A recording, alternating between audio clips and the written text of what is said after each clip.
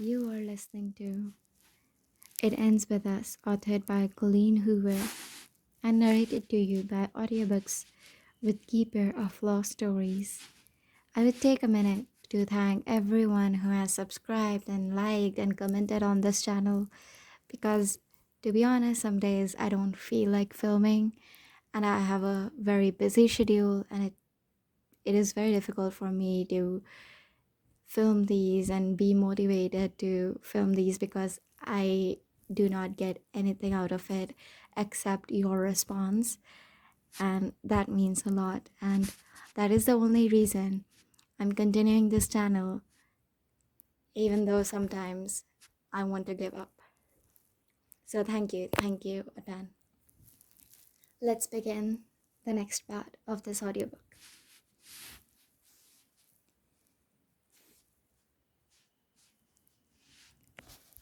Chapter 21. I'm heading out. You need me to do anything else? I look up from the paperwork and shake my head. Thank you, Serena. See you tomorrow. She nods and walks away, leaving the door to my office open. Elisa's last day was 2 weeks ago. She's due any day now. I have two other full-time employees, Serena and Lucy. Yes, that Lucy. She's been married for a couple of months now and came in looking for a job 2 weeks ago. It's actually worked out pretty well.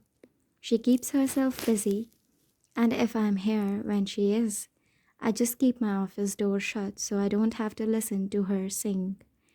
It's been almost a month since the incident on the stairs. Even with everything Ral told me about his childhood, the forgiveness was still hard to come by. I know Ryle has a temper. I saw it the first night we met, before we even spoke a word to each other. I saw it that awful night in my kitchen. I saw it when he found the phone number in my phone case. But I also see the difference between Ryle and my father. Ryle is compassionate. He does things my father never would have done. He donates to charity. He cares about other people. He puts me before everything.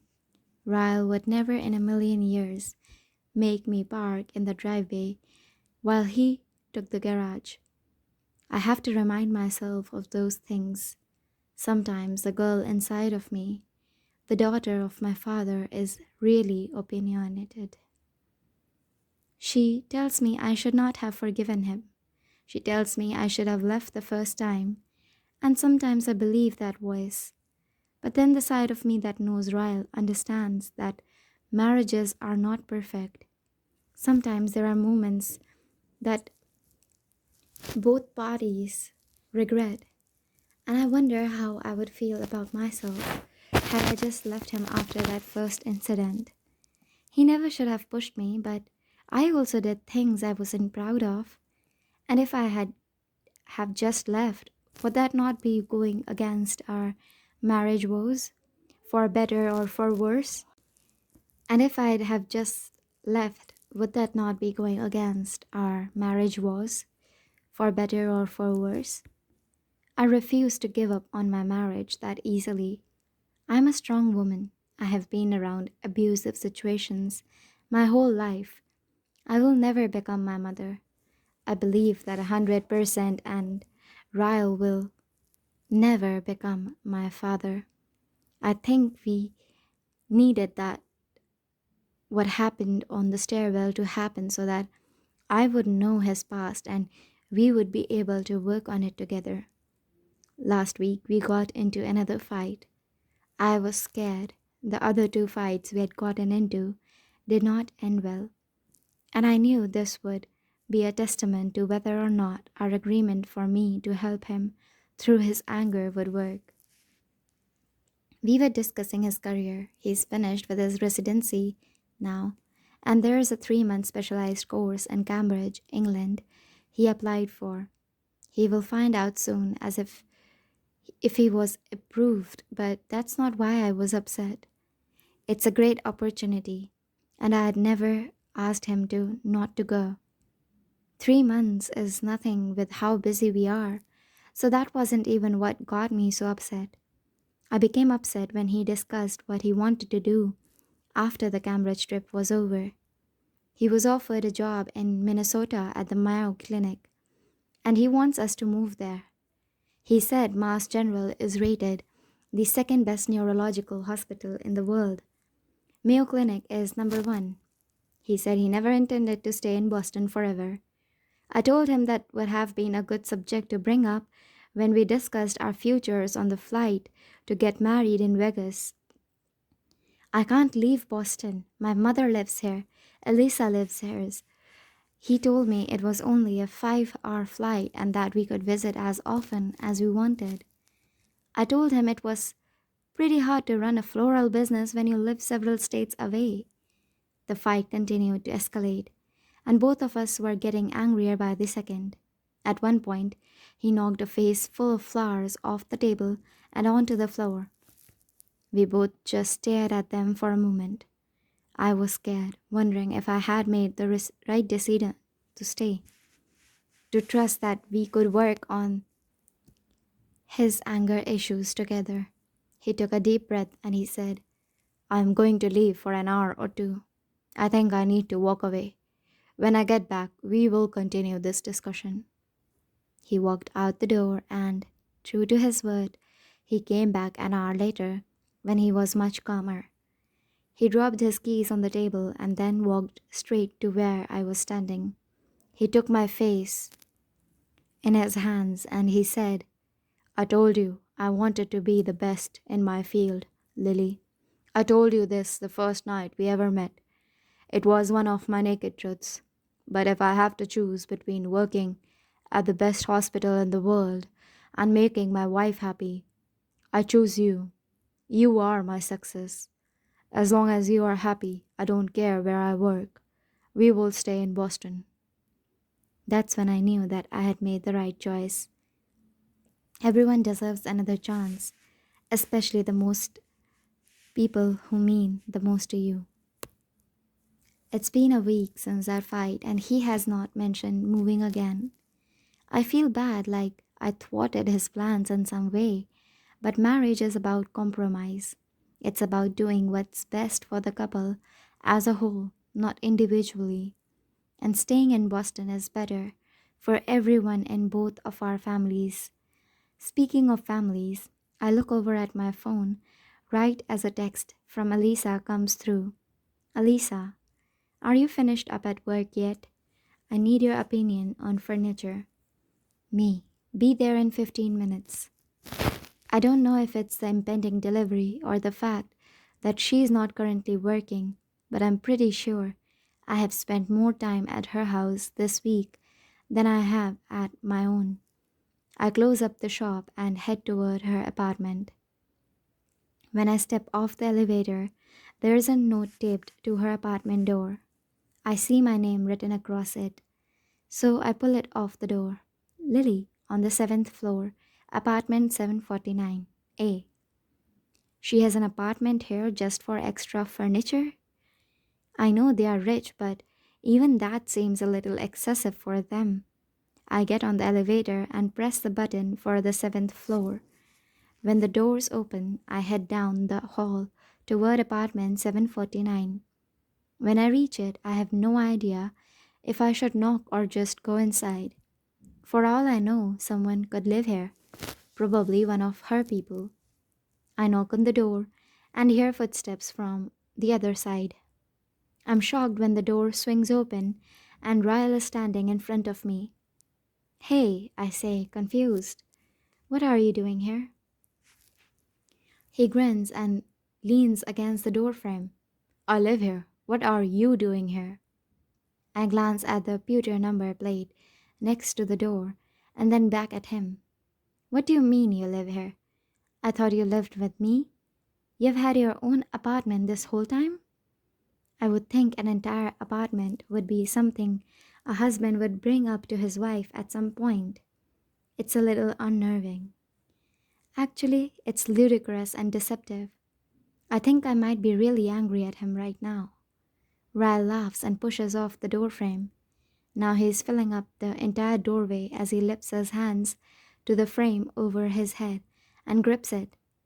I haven't really had a chance to tell you about this apartment, considering I just signed the paperwork on this morning. I take a step back. Wait, what? He reaches for my hand and pulls me inside the apartment. Welcome home, Lily. I pause in the foyer. Yes, I said foyer because there is a fire. You bought an apartment? He nods slowly, gauging my reaction. You bought an apartment, I repeat. He's still nodding. I did. Is that okay? I figured since we live together now, we could use the extra room. I spin in a slow circle. When my eyes land on the kitchen, I pause. It's not as big as Elisa's kitchen, but it's just as wide and almost as beautiful. There's a wine cooler and a dishwasher, two things my own apartment does not have. I walk into the kitchen and look around, scared to touch anything. Is this really my kitchen?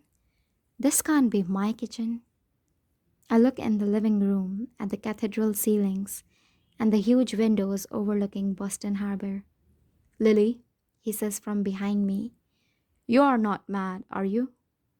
I spin and face him, realizing that he's been waiting on me to react for the past several minutes. But I am completely speechless. I shake my head and bring my hand up to cover my mouth. I don't think so, I whisper. He walks up to me and takes my hands in his, pulling them up between us. You don't think so? He looks worried and confused. Please give me a naked truth, because I'm starting to think maybe I should not have done this as a surprise. I look down at the hardwood floor. It's real hardwood. It's not laminate. Okay, I say, looking back up at him. I think it's crazy that you just went and bought an apartment without me. I feel like that's something we should have done together. He's nodding and it looks like he's about to spit out an apology, but I'm not finished. But my naked truth is that it's perfect. I don't even know what to say, Ryle. Everything is so clean. I'm scared to move. I might get something dirty. He blows out a rush of air and pulls me to him. You can get it dirty, babe. It's yours. You can get it as dirty as you want. He kisses the side of my head, and I don't even say thank you yet. It seems like such a small response to such a huge gesture. When do we move in? He shrugs. Tomorrow? I have the day off. It's not like we have a whole lot of stuff. We can spend the next few weeks buying new furniture. I nod, trying to run through tomorrow's schedule in my head. I already knew Ryle was off tomorrow, so I did not have anything planned. I suddenly feel the need to sit down. There aren't any chairs, but luckily the floor is clean. I need to sit down. Ryle helps me to the floor and then he lowers himself in front of me, still holding my hands. Does Elisa know? I ask him. He smiles and nods his head. She's so excited, Lily. I've been thinking about getting an apartment here for a while now. After we decided to stay in Boston for good, I just went ahead with it to surprise you. She helped, but I was starting to worry she would tell you before I had the chance. I just can't wrap my head around this. I live here? Me and Elisa get to be neighbors now? I don't know why I feel like this should bother me because I really am excited about it. He smiles and then says, I know you need a minute to process everything. But you haven't seen the best part and it's killing me. Show me. He grins and pulls me to my feet. We make our way through the living room and down a hallway. He opens each door and tells me what the rooms are, but doesn't even give me time to go in any of them. By the time we make it to the master bedroom, I've concluded that we live in a 3-bedroom, 2-bath apartment with an office. I don't even have time to process the beauty of the bedroom as he pulls me across the room. He reaches a wall covered by a curtain and he turns and faces me. It's not a ground that you can plant a garden in, but with a few pots it can come close. He pulls the curtain aside and opens a door, revealing a huge balcony. I follow him outside, already daydreaming about all the potted plants I could fit up here. It overlooks the same view as the rooftop deck, he says. We will always have the same view we had from the night we met. It took a while to sink in, but it all hits me in this moment and I just start crying. Ralph pulls me to his chest and wraps his arms tightly around me. Lily, he whispers, running his hand over my hair. I did not mean to make you cry. I laugh between my tears. I just can't believe I live here. I pull away from his chest and look up at him. Are we rich? How can you afford this? He laughs. You married a neurosurgeon, Lily. You aren't necessarily strapped for cash. His comment makes me laugh, and then I cry some more. And then we have our very first visitor because someone begins pounding on the door. Elisa, he says. She's been waiting down the hall. I run to the front door and swing it open, and we both hug and squeal, and I might even cry a little more. We spend the rest of the evening at our new apartment. Ryle orders Chinese takeout, and Marshall comes down to eat with us. We have no tables or chairs yet, so the four of us sit in the middle of the living room floor and eat straight out of the containers. We talk about how we will decorate. We talk about all the neighborly things we will do together. We talk about Elisa's impending delivery. It's everything and more. I can't wait to tell my mother. Chapter 22. Elisa is 3 days overdue. We have lived in our new apartment for a week now. We successfully got all of our stuff moved the day Ryle was off, and Elisa and I went furniture shopping the second day we moved in. We were practically settled by the third day. We got our first piece of mail yesterday. It was a utility bill for establishing services, so it finally feels official now. I am married, I have a great husband, and an awesome house. My best friend just happens to be my sister-in-law, and I'm about to be an aunt. Dare I say it? But can my life get any better? I close my laptop and get ready to leave for the evening. I have been leaving earlier now than I usually do because I'm so excited to get home to my new apartment. Just as I begin to close my office door, Ryle uses his key to open the front door to the store. He lets the door fall shut behind him as he walks in with his hands full. There is a newspaper tucked under his arm and two coffees in his hands. Despite the frenzied look about him and the urgency in his step, he's smiling. Lily, he says, walking toward me. He shoves one of the coffees in my hand and then pulls the newspaper out from under his arm. Three things. One, did you see the paper? He hands it to me. The paper is folded inside out. He points at the article. You've got it, Lily. You've got it. I try not to get my hopes up as I look down at the article. He could be talking about something totally different from what I'm thinking. Once I read the headline, I realize he's talking about exactly what I'm thinking. I got it? I had been notified that my business was nominated for an award for Best of Boston. It's a People's Choice Awards the newspaper holds annually, and Lily Bloom's was nominated under the Best New Business in Boston category. The criteria are for businesses that have been open less than 2 years. I had a suspicion I might have been chosen when a reporter for the paper called me last week and asked me a series of questions. The title reads, Best New Businesses in Boston. Votes are in for your top 10. I smile and almost spill my coffee when Ryle pulls me in, picks me up, and spins me around. He said he had 3 pieces of news, and if he started with that one, I have no idea what the other 2 could be. What's the second thing? He sets me back down on my feet and says, I started with the best one. I was too excited. He takes a sip of his coffee and then says, I got selected for the training at Cambridge. My face is taken over by a huge smile. You did? He nods and then he hugs me and spins me around again. I am so proud of you, I say, kissing him. We are both so successful, it's sickening. He laughs. Number three? I ask him. He pulls back. Oh, yeah, number three. He casually leans against the counter and takes a slow sip of his coffee. He gently places his coffee back on the counter. Elisa is in labor. What? I yell. Yeah. He nods toward our coffees. That's why I brought you caffeine. We aren't getting any sleep tonight. I start clapping, jumping up and down, and then panicking as I try to find my purse, my jacket, my keys, my phone, the light switch. Right before we make it to the door, Ryle rushes back to the counter and grabs the newspaper and tucks it under his arm. My hands are shaking with excitement as I lock the door. We're gonna be aunts, I say as I run to my car.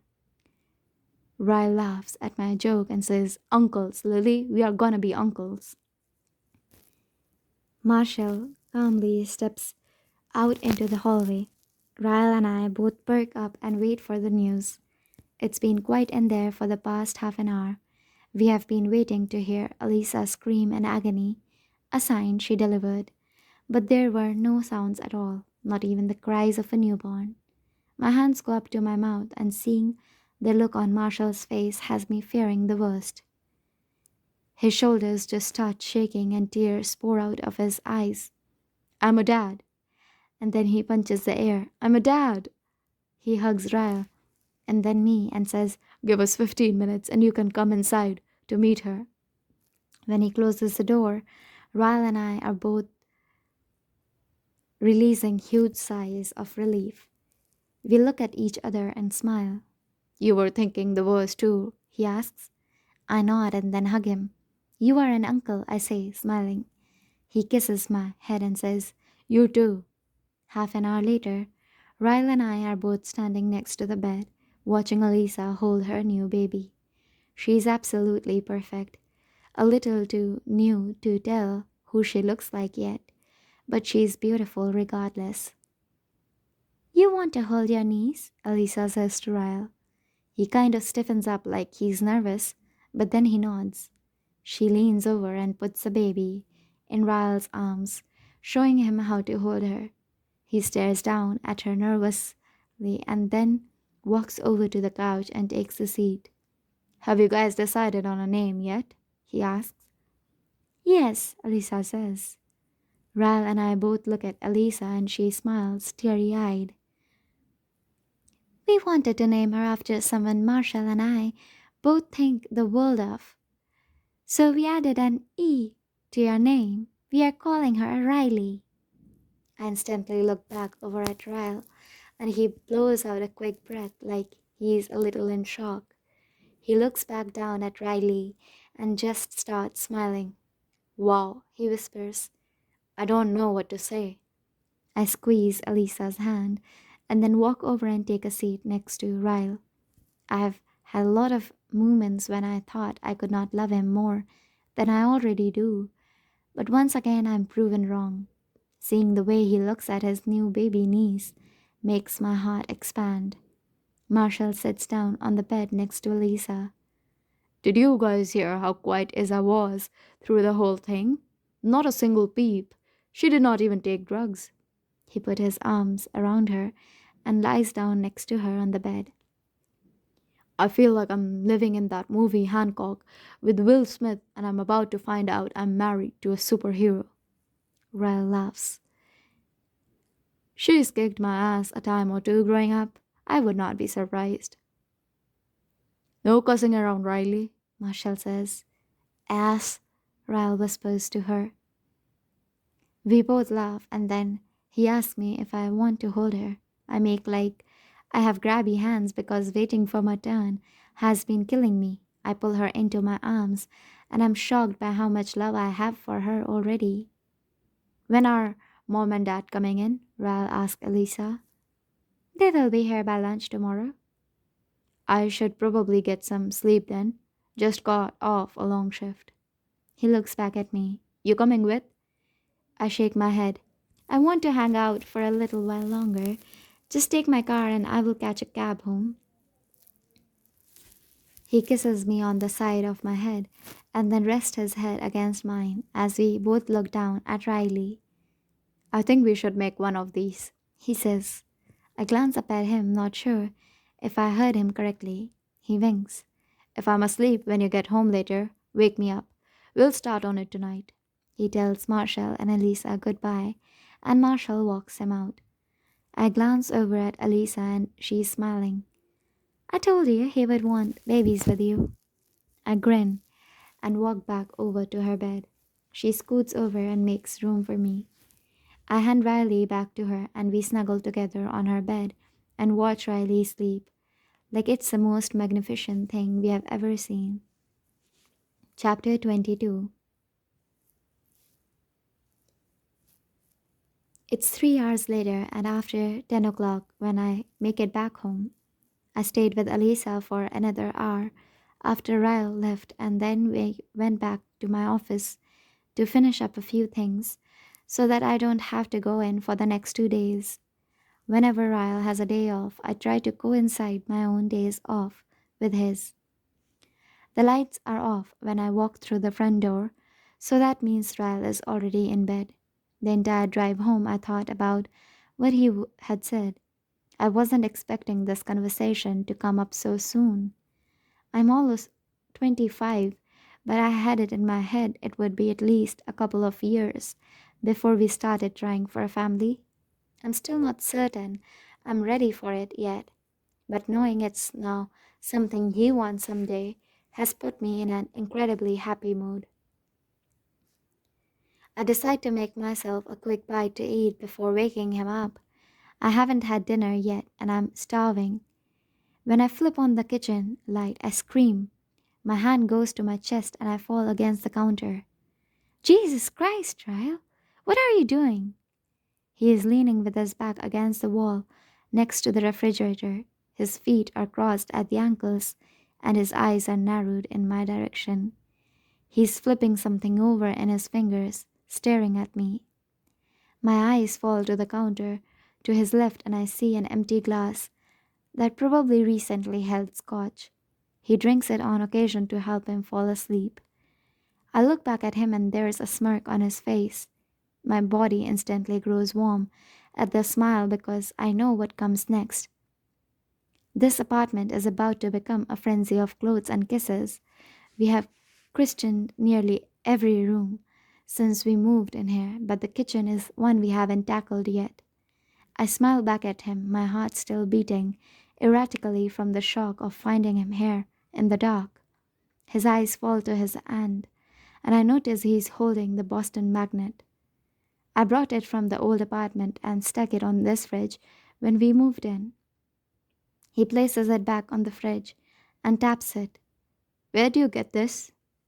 I look at the magnet and then back at him. The last thing I want to do is tell him that magnet came from Atlas on my 16th birthday.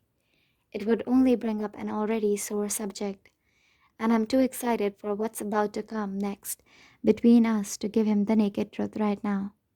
I shrug. I can't remember. I've had it forever. He stares at me silently and then straightens up, taking 2 steps toward me. I back myself against the counter and my breath catches. His hands meet my waist and he slides them between my ass and my jeans and pulls me against him. His mouth claims mine and he kisses me while he begins to lower my jeans. Okay, so we are doing this right now. His lips drag down my neck as I kick off my shoes and then he pulls my jeans off the rest of the way. I guess I can eat later. Christening the kitchen just became my priority. When his mouth is back on mine, he lifts me and sets me down on the countertop, standing between my knees. I can smell the scotch on his breath, and I kind of like it. I'm already breathing heavily as his warm lips slide across mine. He takes a fistful of my hair and he tugs gently so that I'm looking up at him. Naked truth, he whispers, looking at my mouth like he's about to devour me. I nod. His other hand begins to slide slowly up my thigh until there's nowhere left for his hand to go. He slips two warm fingers inside of me, keeping my gaze locked with his. I suck in a rush of air as my legs tighten around his waist. I begin to slowly move against his hand, moaning softly as he stares heatedly at me. Where did you get that magnet, Lily? What? My heart feels like it begins beating in reverse. Why does he keep asking me this? His fingers are still moving inside of me. His eyes still look like they want me, but his hand, the hand that's wrapped in my hair, begins to tug harder and I wince. Ryle, I whisper, keeping my voice calm, even though I'm beginning to shake. That hurts. His fingers stop moving, but his gaze never leaves mine. He slowly pulls his fingers out of me and then begins his hand up around my throat, squeezing gently. His lips meet mine, and his tongue dives inside my mouth. I take it because I have no idea what's going through his head right now, and I pray I'm overreacting. I can feel him hard against his jeans as he presses into me, but then he pulls back. His hands leave me entirely as he flattens his back against the refrigerator, scraping his eyes over my body like he wants to take me right here in the kitchen. My heart begins to calm down. I am overreacting. He reaches beside him, next to the stove, and he picks up a newspaper. It's the same newspaper he showed me earlier, with the awards article printed in it. He holds it up, then tosses it toward me. Did you get a chance to read that yet? I blow out a breath of relief. Not yet, I say, my eyes falling to the article. Read it out aloud. I glance up at him. I smile, but my stomach is anxious. There's something about him right now. The way he's acting, I can't put my finger on it. You want me to read the article? I ask. Right now? I feel odd, sitting on my kitchen counter half naked, holding a newspaper. He nods. I would like you to take off your shirt first, then read it out loud. I stare at him, trying to gauge his behavior. Maybe the scotch has made him extra frisky. A lot of times when we make love, it's as simple as making love. But occasionally our sex is wild, a little dangerous, like the look in his eyes right now. I set the paper down, pull off my shirt, and then pick the paper back up. I start reading the article out loud, but he takes a step forward and says, Not the whole thing. He flips the paper over, where it starts in the middle of the article, and he points to the sentence. Read the last few paragraphs. I look down, even more confused this time. But whatever will get us past this and into the bed. The business with the highest number of votes should come as no surprise. The iconic Bibs on the Market Sun opened in April of last year, quickly becoming one of the highest rated restaurants in the city according to TripAdvisor. I stop reading and look up at Ryle. He has poured himself more scotch and is swallowing a sip of it. Keep reading, he says, nudging his head at the paper in my hand. I swallow heavily, the saliva in my mouth growing thicker by the second. I try to control the trembling of my hands as I continue reading. The owner, Atlas Corrigan, is a two-time award-winning chef and also a United States Marine. It's no secret that the acronym for his highly successful restaurant, Bibs, stands for Better in Boston. I gasp. Everything is better in Boston. I clench my stomach, trying to keep my emotions under control as I keep reading. But when interviewed regarding his most recent award, the chef finally revealed the true history of the meaning behind the name. It's a long story, Chef Corrigan stated. It was an homage to someone who had a huge impact on my life, someone who meant a lot to me. She still means a lot to me. I put the newspaper on the counter. I don't want to read anymore. My voice cracks on its way up my throat. Ryle takes two swift steps forward and grabs the newspaper. He picks up where I left off, his voice loud and angry now. When asked if the girl was aware he named a restaurant after her, Chef Corrigan smiled knowingly and said, "Next question." The anger in Ryle's voice makes me nauseous. "Ryle, stop it," I say calmly. "You have had too much to drink." I push past him and walk quickly out of the kitchen toward the hallway that leads to our bedroom. There's so much happening right now, and I'm not sure I understand any of it. The article never stated who Atlas was talking about. Atlas knows it was me, and I know it was me, but how in the hell would Ryle put two and two together? And the magnet? How would he know that came from Atlas just by reading that article? He's overreacting. I can hear him following me as I walk toward the bedroom. I swing open the door and come to a sudden halt. The bed is littered with things. An empty, moving box with the words "Lily Stuff" written on the side of it. And then all the contents that were inside that box: letters, journals, empty shoe boxes. I close my eyes and breathe in slowly. He read the journal. No, he read the journal. His arm comes around my waist from behind. He slides a hand up my stomach and takes a firm hold of one of my breasts. His other hand feathers my shoulder as he moves the hair away from my neck. I squeeze my eyes shut just as his fingers begin to trace across my skin, up to my shoulder. He slowly runs his finger over the heart, and a shudder runs over my whole body. His lips meet my skin right over the tattoo, and then he sinks his teeth into me so hard I scream. I try to pull away from him, but he has such a tight grip on me he doesn't even budge. The pain from his teeth, piercing my collarbone, rips through my shoulder and down my arm. I'm immediately crying, sobbing.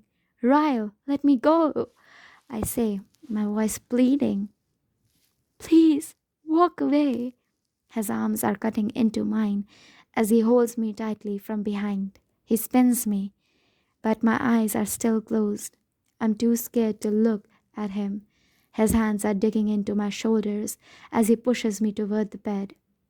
I start trying to fight him off of me, but it's useless. He's too strong for me. He's angry, he's hurt, and he's not Ryle.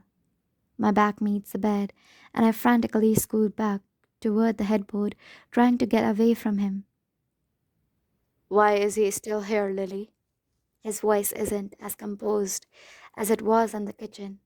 He's really angry now. "He is in everything. The magnet on the fridge, the journal in the box I found in our closet, the fucking tattoo on your body that used to be my favorite goddamn part of you." He's on the bed now. "Ryle, I beg. I can explain." Tears streak down my temples and into my hair. "You're angry. Please, don't hurt me. Please. Walk away. And when you come back, I'll explain." His hand grips my ankle and he yanks me until I'm beneath him. "I'm not angry, Lily," he says, his voice disturbingly calm now. "I just think I haven't proved to you how much I love you." His body comes down against mine, and he takes my wrist with one hand above my head, pressing them against the mattress. "Ryle, please." I'm sobbing, trying to push him off of me with any part of my body. "Get off me, please." "No, no, no, no." "I love you, Lily," he says, his words crashing against my cheek. "More than he ever did. Why can't you see that?" My fear falls in on itself, and I become diluted with rage. All I can see when I squeeze my eyes shut is my mother crying on our old living room couch, my father forcing himself on top of her. Hatred rips through me, and I start screaming. Raul tries to muffle my screams with his mouth. I bow down on his tongue. His forehead comes crashing down against mine. In an instant, all the pain fades as a blanket of darkness rolls over my eyes and consumes me. I can feel his breath against my ear as he mutters something inaudible. My heart is racing, my whole body is still shaking. My tears are still somehow falling, and I'm gasping for air. His words are crashing against my ear, but the pain is throbbing in my head, too hard for me to decipher his words. I try to open my eyes, but it stings. I can feel something trickling into my right eye, and I instantly know it's blood. My blood. His words begin to come into focus. Sorry, I'm sorry, I'm sorry, I'm. His hand is still pressing mine into the mattress, and he's still on top of me. He's no longer trying to force himself on me. Lily, I love you. I'm so sorry. His words are full of panic. He's kissing me, his lips gentle against my cheek and mouth. He knows what he has done. He is Ryle again, and he knows what he has just done to me, to us, to our future. I utilize his panic to my advantage. I shake my head and I whisper, It's okay, Ryle. It's okay. You were angry. It's okay. His lips meet mine in a frenzy, and the taste of scotch makes me want to puke now. He's still whispering apologies when the room begins to fade out again. My eyes are closed. We are still on the bed, but he is no longer fully on top of me. He's on his side, his arm wrapped tightly over my waist. His head is pressed between my chest. I remain stiff as I assess everything around me. He isn't moving, but I can feel his breaths heavy with sleep. I don't know if he passed out or if he fell asleep. The last thing I can remember is his mouth on mine, the taste of my own tears. I lie still for several more minutes. The pain in my head begins to worsen with every minute of consciousness. I close my eyes and try to think. Where's my purse? Where are my keys? Where is my phone? It takes me a full 5 minutes to slide out from under him. I'm too scared to move too much at once, so I do it an inch at a time until I'm able to roll onto the floor. When I can no longer feel his hands on me, an unexpected sob breaks from my chest.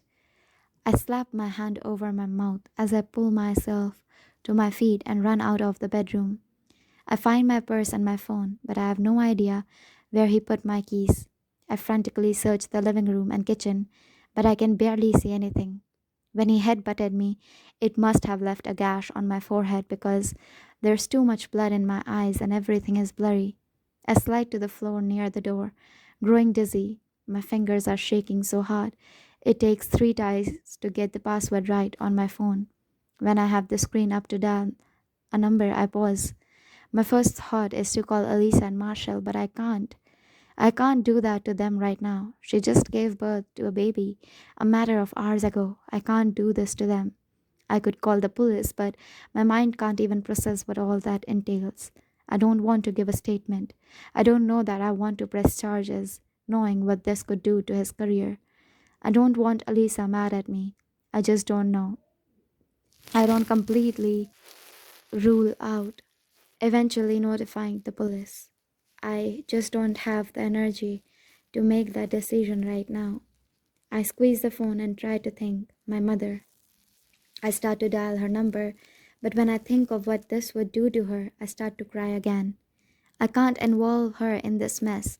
She is being through too much, and Ryle will try to find me. He will go to her first, then Elisa and Marshall, then to everyone else we know. I wiped the tears from my eyes and then began dialing Atlas's number. I hate myself more in this moment than I ever have in my entire life. I hate myself because the day Ryle found Atlas's number in my phone, I lied and said I had forgotten it was there. I hate myself because the day Atlas placed his number there, I opened it and looked at it.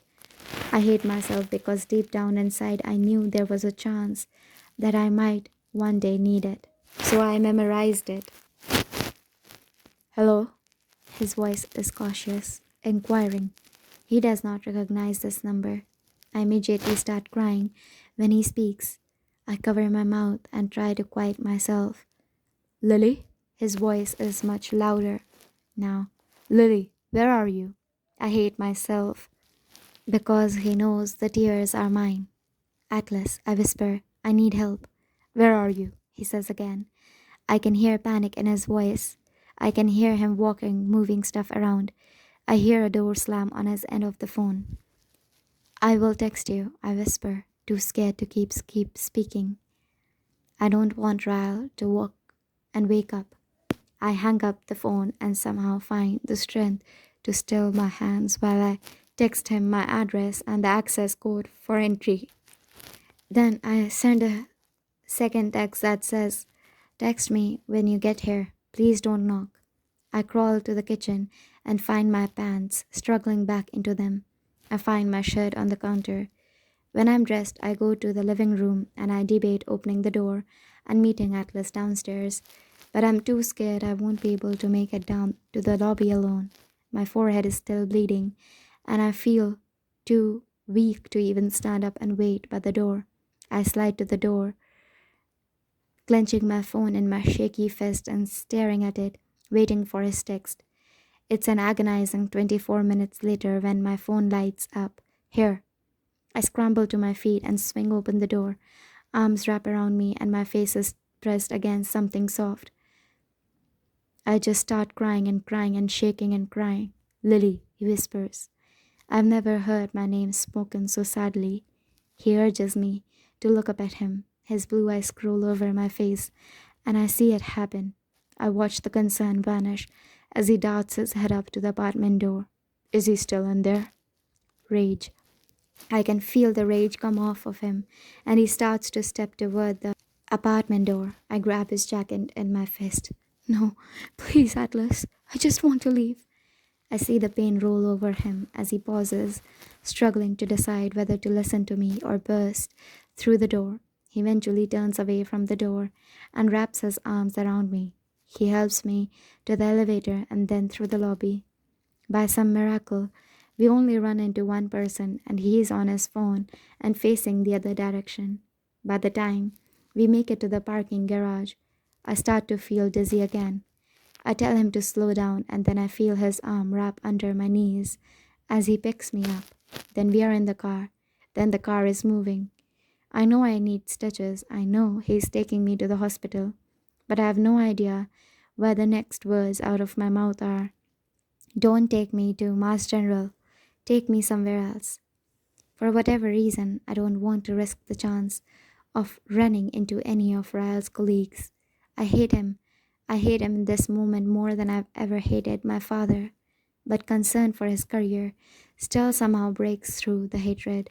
When I realize this, I hate myself just as much as I hate him. Chapter 24. Atlas is standing on the other side of the room. He has not taken his eyes off me the entire time the nurse has been helping me. After taking a blood sample, she immediately returned and began to attend to my cut. She hasn't asked me very many questions yet, but it's obvious my injuries are the result of an attack. I can see the pitying look on her face as she cleans up blood from the bite mark left on my shoulder. When she's finished, she glances back at Atlas. She steps to the right, blocking his view of me, as she turns and faces me again. "I need to ask you some personal questions. I'm going to ask him to leave the room, okay?" It's in that moment that I realize she thinks Atlas is the one who did these things to me. I immediately start to shake my head. "It wasn't him," I tell her. "Please don't make him leave." Relief washes over her face. She nods her head and then pulls up a chair. "Are you hurt anywhere else?" I shake my head because she can't fix all the parts of me Ryle broke on the inside.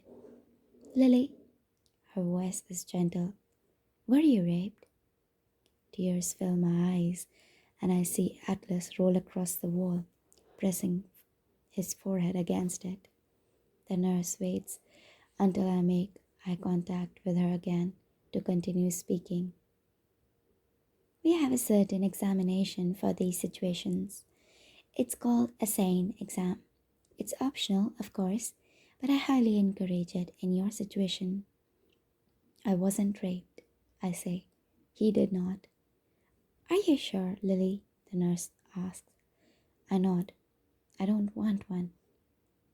Atlas faces me again, and I can see the pain in his expression as he steps forward. "Lily, you need this."